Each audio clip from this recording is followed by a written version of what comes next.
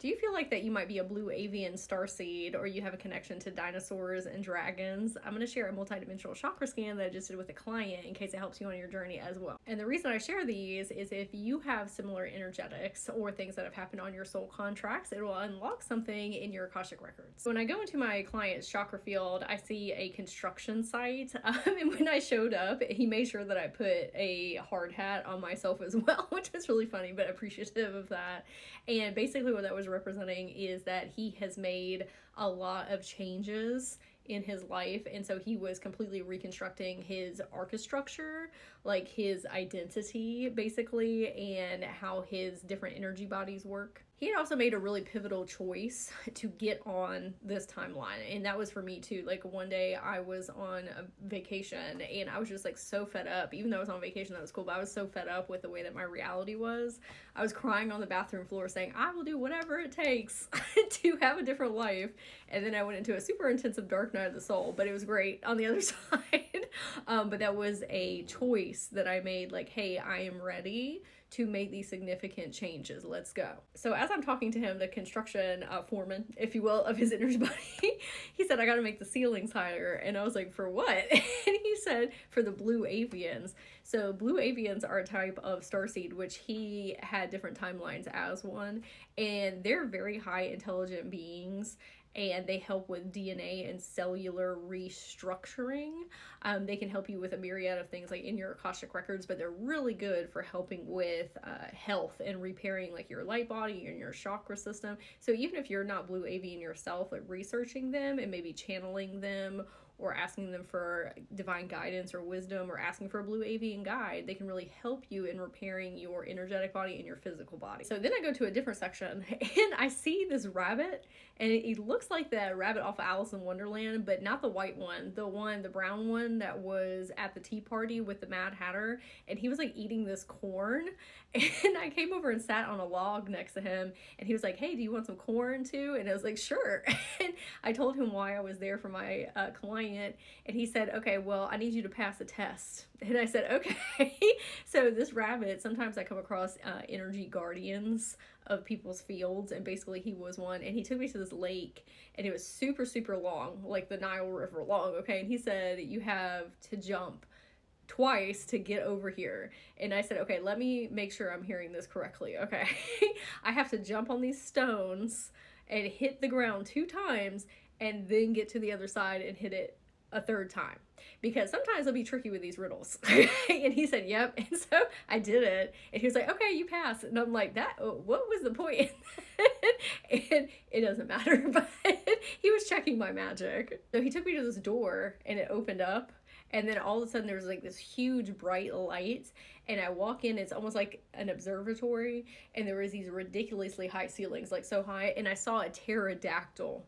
And I was like, what the heck? And then I looked down, and there's all these small dinosaurs, like the size of like dogs and cats and stuff, that were like walking around. And I realized that I was in a kind of not like a medical place necessarily, like a research facility. Then I met with a different timeline version of him. He was a woman in this one, and she said that she went to this almost like university, if you will, and you get to do your practicum, like you have to get so many hours, and she said that you could decide to go into different dimensions to do that. She was a like researcher, basically doctor, and she chose to go to this dinosaur dimension. I was like, why are dinosaurs here? And she said, well, when animals go extinct, they don't disappear, like their spirits go somewhere else to a different frequency or dimension or a different planet.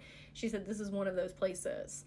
And I said, are there other people here? And she said, yeah, there's lots of researchers. And I said, are all these dinosaurs small? And she said, no, they can shrink them down so that they can better learn like their habits and what they like to eat, and, you know, do all this research. And she took me out the back door, and then all of a sudden there was these giant dinosaurs everywhere. And I said, what's your favorite thing about working with them? And she said, they're very clever creatures. And I was like, oh, and she ended up falling in love like working with them, because I asked, I was like, are you going to stay here like for the rest of your research period? And she was like, I'm not sure, I might go to a different dimension, or I might stay here. But I asked her if she could help me with my client, if there was anything that she wanted to relate to him. And so she, you know, wasn't necessarily like a medical doctor, but she had a very good understanding of like anatomy and things. And so she was looking at him, and she said that he was experiencing like a lot of pain, like not like arthritis, but things that were going on in his joints. And basically what she was saying is there's these air pocket bubbles in his like bones, and it was a hereditary thing that he was experiencing or would experience in the future, just pain, joint pain. And she was explaining to me, to relay to him, some things that he could do energetically and physically to help clear that out. And in totality, it's learning how to quantum heal yourself. Like if you want to be a quantum healer, you have to have something within self to teach yourself how to do it so you can do it with other people. And so that's kind of his like trial by fire, is learning how to do that with self. Then it totally made sense why the blue avians came up in his timeline reading, because he can work with them or those different versions of himself as a blue avian to do that level of quantum healing and to learn that modality. So then I thanked her and I went to a different section of his field, and I am walking, and all of a sudden I come out in this huge, like it wasn't a pasture, it was more like these rolling hills, and I saw dragons there. And then I asked my dragon guardian Ankh to come forward, because I had never been in this place in the dragon realm before. Like I've been there but not there. I said, can you come with me? I said, obviously he has some type of connection to the dragons. Let's try and find if there's a different timeline version of him in here. And when I looked out, I saw all these dragons like circling, all different types, and all of a sudden like a flare gun or like firecrackers went off. And so me and my dragon guardian went down to go speak to this version of him, different timeline, and he looked like Conan the Barbarian. It was really funny. And I was speaking to him and I was like, oh, can you tell me, what's going on with, my client? And he said, I can't just give out that information about him or the dragons. And I said, oh, I'm here on his bequest. And I showed him my Akashic records. It was so fun. I was like, you have really good protective measures in place for your energy field. And he was like, okay, that checks out. And he told me the place I was at was called the Great Plains. And he said that his family was from the dragon realm. They work with them like throughout, lifetimes. And what he did in this incarnation was training with the dragons. He said specifically with warrior dragons, because warrior dragons help with a lot of transmutation and alchemization of very heavy, dense energy. And he was saying, just like with people, your physical body needs to be in tip-top shape in order to do that level of work or channeling. And so that's what he helps the dragons with. Very different than what his other family members did. They did like healings and stuff, but he was like super like intense workouts. And I said, oh, do you only work with the warrior dragons? And he was like, no, I work with water dragons and celestial dragons and earth dragons, and showed me all these different types. He was like, but the main ones I work with are warrior dragons because they transmute that type of energy. I asked him why he chose to do such different work than his family members, and he said, well, somebody's got to do it. And I was like, hey, you know what, you're right. I was asking him if he could tell me anything about my client. He said, I want him to know that he strengthens other people around him, like he lifts other people up.